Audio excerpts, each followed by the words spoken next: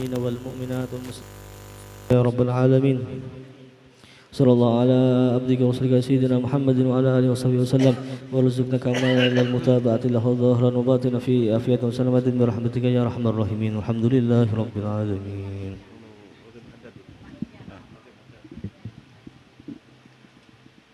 الفاتحة وراتب إلى حضرة الحبيب محمد صلى الله عليه وسلم. الفاتحة. أعوذ بالله من الشيطان الرجيم. بسم الله الرحمن الرحيم. الحمد لله رب العالمين الرحمن الرحيم مالك يوم الدين. إياك نعبد وإياك نستعين اهدنا الصراط المستقيم صراط الذين أنعمت عليهم غير المغضوب عليهم ولا الضالين آمين. الله لا إله إلا هو الحي القيوم لا تأخذه سنة ولا نوم له ما في السماوات وما في الأرض من ذا الذي يشفع عنده إلا بإذنه يعلم ما بين أيديهم وما خلفهم ولا يحيطون بشيء من علمه إلا بما شاء وسع كرسيه السماوات والأرض ولا يؤوده حفظهما وهو العلي العظيم.